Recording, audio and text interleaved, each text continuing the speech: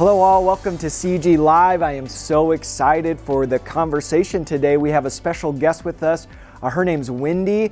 She's a co-founder of an organization called International Sanctuary that walks alongside human trafficking survivors to bring about healing holistically. And so check out this video of International Sanctuary, and then afterwards stay tuned for my conversation with Wendy.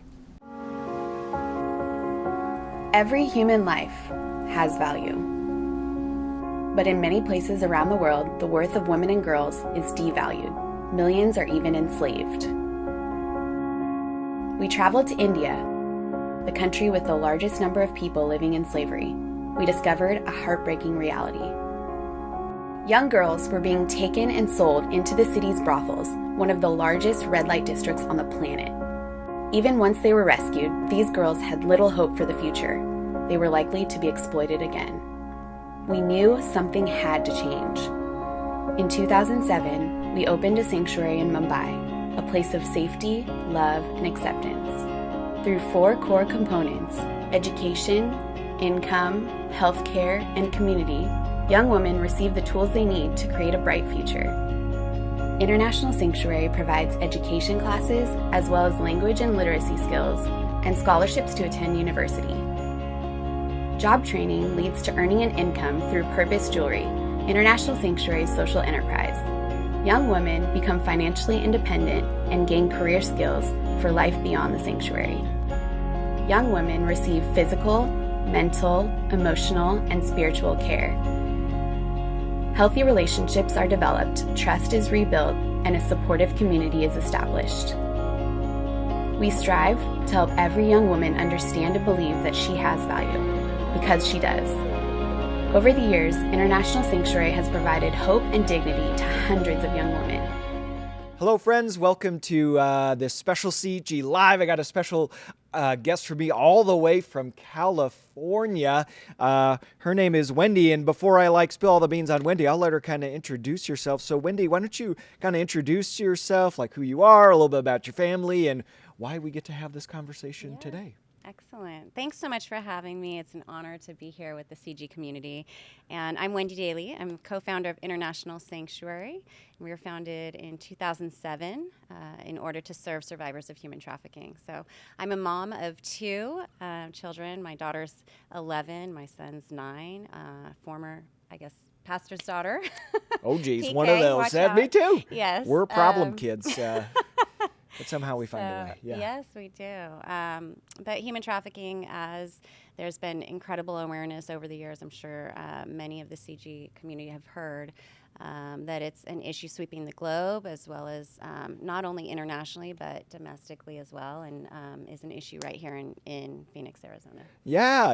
And so we're kind of having this conversation because over the next couple months for our Live Simply, it's really about human trafficking awareness. And you mentioned you're a co-founder of an organization called International Sanctuary. Can you explain more what is International Sanctuary?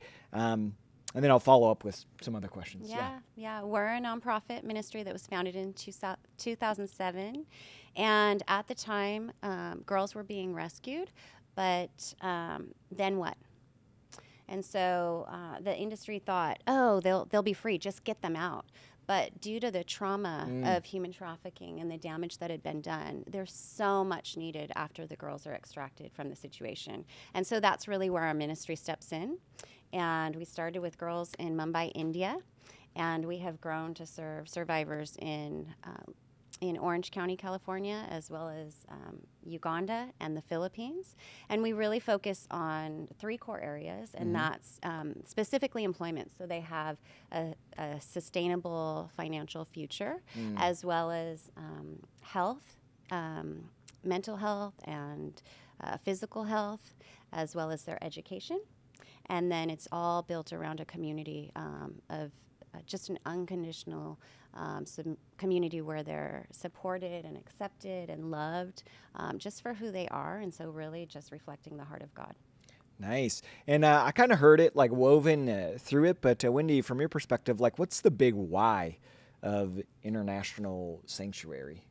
Well, I think we're all motivated differently. Personally, it's really a calling personally, but organizationally, we just see such a need for survivors to rebuild their lives. There's so much hope. There is, it's a heavy issue, but there is so much hope. And so we've seen hundreds of girls and women go on and rebuild their lives. Yeah. They've gone on to pursue their masters and have become moms. And there's just, God works miracles. And so for this trafficking situation to just become one instance on their whole story and their whole journey, the why is that God is able to bring something so beautiful in their future.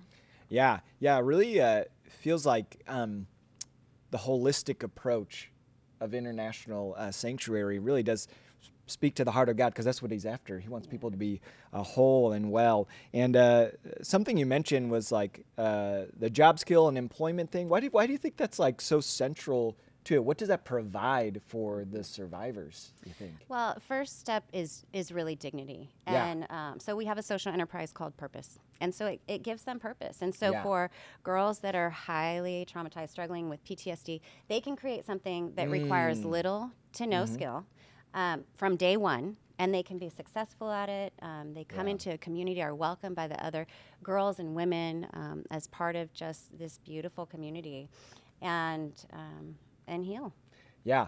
You know what strikes me, especially with like just the creativity of Julie, is like there is something about creating something that is very in tune with like the heart of God, and I could see why that's healing and restorative for them. Do you have any like particular stories of a survivor that you can like share? Sure. So starting in India with Meena, she came to us when she was about 14, and she it's not an instance where we enter into relationship with them and walk alongside them through their journey. So they don't have families, they don't have supportive friends even to come to come alongside. And so Meena in India was with us, and she was very angry, and rightfully so. But through her healing, she just became this beautiful young woman who then went into the very aftercare homes where she once lived, and was able to teach the new girls skills and come alongside them and mentor them. And so to see how she's a leader in our organization now, and to see just her radiate the confidence and the joy and the freedom that she has now compared to where she came from is so powerful. Yeah. Wow, that's amazing.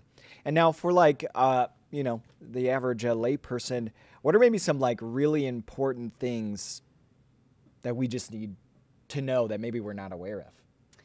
Well, first, that trafficking's happening, and it's happening right here.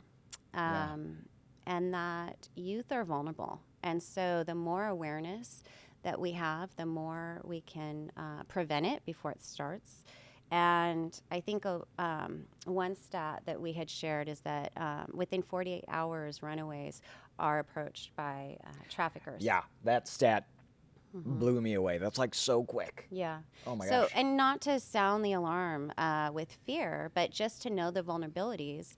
And I also want to highlight at this point, just online, predators are seeking youth online. And so if we can be in community, if we can be in relationship, that's the first step, really. But when a youth is connected online and isolated and connecting with folks online that they don't know, that's a real danger. So I would just warn against that. Yeah, so like if you know somebody in your life who maybe seems lonely or isolated, especially a youth, this could be like the invitation, the calling to make sure to reach out, to connect with them or get them connected. Yes. And then, as we grow in our awareness, I know the next question is always like, well, then what do I do? Yes. So from your perspective, what are like maybe really simple, practical next steps for the average person? There's so many ways that you can help. One thing is if you see something, say something. So there's a hotline number It's a national hotline number, and it's 888-3737, 888, I'll say it again. The National Human Trafficking Hotline number is 888-3737, 888. So if you see something, you don't have to know it's trafficking right away, but if there's a scenario that you just sense something is wrong, please call that hotline number. Additionally, to support the organization, we absolutely need your prayers. And so we would love intercessors, prayer warriors to come alongside the ministry truly to pray for the organization, but specifically the girls and those we have yet to serve, those we have yet to reach. Additionally, we mentioned the jewelry purchase with purpose. It's so simple, easy to gift as gifts, and it's so meaningful to get connected with those girls. And then donations as well. So your donations fund the ministry and help continue to fuel what God's doing. But I also encourage the community to get connected locally. Yeah. There's so much great work being done across the nation and around the world. And I know our task force is connected locally with the Arizona task force. And so I just encourage folks to get connected locally to the frontline work that's going on here. Yeah. What was the name of the Arizona Task Force? So if we look that up, that would be a way to get in the know. Yeah. Oh man, that's wonderful. And so just so you guys know, this coming Sunday on the 19th, Wendy and her team will be at our different campuses, so you'll have an opportunity to meet them, to see the jewelry, for example, Gilbert campus in the Journey Center, they'll set up a little shop. You can get jewelry, you can learn more about it and get involved, learn how to pray. Anything else for January 19th that maybe we need to know? I would just say we need you. We definitely need you. And so, it's an overwhelming issue, but every single step that each person takes makes a huge contribution collectively. Yeah. Actually, this scripture's been on my heart and mind for a lot of different reasons. And in the Old Testament, God talks about not despising the small things. And maybe doesn't directly apply to this, but I think it does. In a tangential way it does. Those little small things we can do, whether that's awareness, whether it's simply as praying over this issue or finding ways to participate in small ways like purchasing jewelry or helping survivors or seeing something and saying something. Those little things, God can use them in mighty, mighty ways. And so, well, Wendy, thank you so much for joining us today. And friends, we'll see you Sunday. You're not going to want to miss this opportunity. Have a great day.